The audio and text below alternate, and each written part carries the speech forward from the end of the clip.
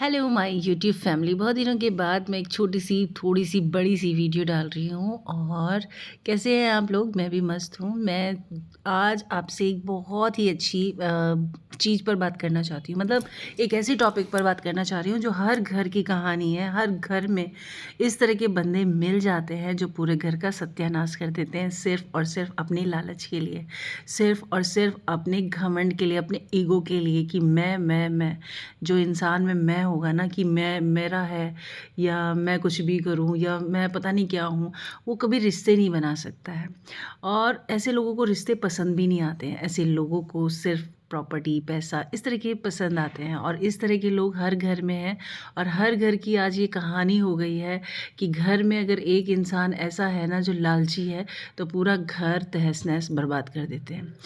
तो इसी टॉपिक के ऊपर आज मैं एक सच्ची कहानी बताऊंगी। और ये वीडियो जो है, मतलब ये कहानी जो है, एक छोटी सी उसमें नहीं मैं बता सकती, तो थोड़ा बड़ा करके बताऊंगी। लेकिन इसके पार्ट्स आएंगे, तो पार्ट्स के द्वारा मैं उस एक इंसान की लाइफ के बारे में बताती हूँ कि एक इंसान ने अपने लालच के लिए एक हंसता खेलता घर कैसे तबाह कर दिया।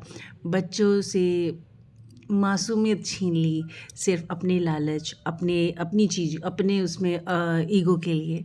तो उस परिवार की कहानी बताने के साथ साथ मैंने जो है अपनी कुछ रूटीन चीज़ें आपसे शेयर कर रही हूँ, ताकि आप बोर ना हो, मुझे भी देखते रहें, मेरे काम को भी देखते रहें, और मेरी जो स्टोरी है, मेरी जो कहानी है, एक रियल कहानी है, उसको भी इंजॉय करते रहें। और ये बिल्कुल सच कहानी है। और मुझे पता है कि 100 में से 99 घरों में ये कहानियाँ आजकल चल रही हैं।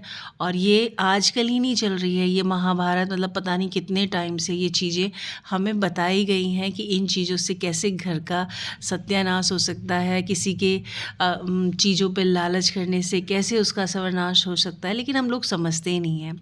फिर भी वो गलतियाँ हो रही हैं, कर रहे हैं लोग, बड़े समझदार हों चाहे बड़े हों, बुज़ुर्ग हों, सब कुछ सब, मतलब अब कुछ भी समझ में नहीं आ रहा है। महाकलयुग का जो है दौर चल रहा है। आजकल बहुत ऐसी चीज़ें सुनने को मिल रही हैं जो हम लोग सोच भी नहीं सकते।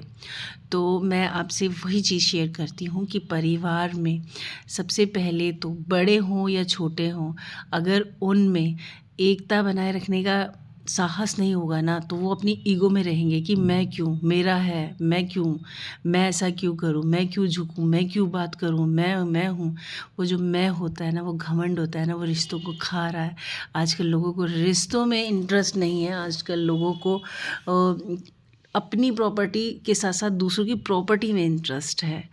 तो इसी तरीके से कुछ घर में, परिवार में निकल रहे हैं। और ऐसे लोगों को सबसे पहले मैं आपको यही बताऊंगी कि ऐसे लोगों को कैसे पहचान सकते हो।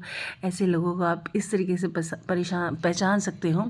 उसमें घमंड भी होगा, उसमें ईगो भी होगी, और उसके अंदर ना झुकने की, कहते हैं ना, इसको बड़प्पन मानते हैं, लेकिन ना झुकने की एक आदत बनी हुई होती है, जीतने की एक आदत बनी हुई होती है। किस तरीके से मुझे छीनना है, उसके लिए किस तरीके से अपने ही बड़ों को फंसाना है अपने जाल में, वो रोना शुरू कर देते हैं। इस तरीके से आपके भी घरों में कोई इंसान होगा, देखिए, कोई जिसके साथ सच्ची में कुछ घट रहा है ना, वो रो रहा है तो अलग बात है। लेकिन कोई इंसान अगर बेवजह रो रहा है, और कि हाय मेरी बहन के पास इतना है, मेरे भाई के पास इतना है, मेरे पास तो है ही नहीं, हाय मेरा भाई के पास तो ये इतना कमा रहा है, मेरी बहन तो इतना कमा रही है, इसका पति ऐसा, इसकी पत्नी ऐसी, इस तरह की जो चीज़ें लाएगा ना आपके परिवार में, समझ लेना वो ही एक ना एक दिन उस घर को खा जाएगा, बिना वजह, मतलब बिना उसके ऊपर कोई टॉर्चर किए वो इस तरह की चीज़ें करेगा। वो घमंड करेगा, मतलब वो चिढ़ेगा, अपने ही भाई बहनों से चिढ़ेगा कि ये तरक्की क्यों कर रहे हैं, ये ऐसा क्यों हो रहा है, इनको ये चीज़ें क्यों मिल रही हैं, इनको ये अच्छा क्यों है, इनके बच्चे अच्छे क्यों, इनका पति अच्छा क्यों है। इस तरह की चीज़ें वो बोलने भी लगेगा। जो दिल में होता है ना, वो मुँह पे भी आने लगता है। ठीक है, तो इस तरह के लोगों से सतर्क रहें, सावधान रहें। और उसके बाद घर के जो बड़े होते हैं ना, वो घर की नींव होती है। अगर बड़े ही नाइंसाफ़ी करते हैं, गलत को गलत नहीं बोलते हैं तो घर का सत्यानाश हो जाता है। इसीलिए बड़ों को समझदार, वो अपने कर्म खराब कर रहे होते हैं, वरना कोई किसी की किस्मत का, कोई किसी के हक को छीन नहीं सकता है। जो भगवान ने लिख के दिया है हमारे कर्म में, जो हमारे भाग्य में होगा वो हमें ज़रूर मिलेगा। लेकिन बड़े घर के माँ बाप जो है भेदभाव करके, बेईमानी करके, सिर्फ एक को देना है, सिर्फ एक का करना है, ऐसे करके अपने कर्म खराब कर रहे हैं। और एक दिन उनको वो गंदे कर्म भोगने भी पड़ते हैं। इस जन्म में नहीं तो अगले जन्म में ये कर्म, ये दुख भोगने ही पड़ते हैं। इसलिए घर के जो बड़े होते हैं ना, अगर वो ही समझदारी से काम करें तो ना वो भी उस नर्क से बच जाते हैं, वो भी उस पाप से बच जाते हैं कि हाँ हमने गलत किया।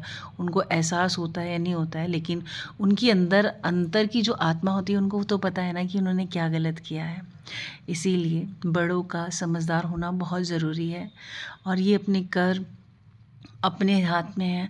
जो हमारे कर्म है या जो हमारे भाग्य में है वो हमें मिलके ही रहेगा।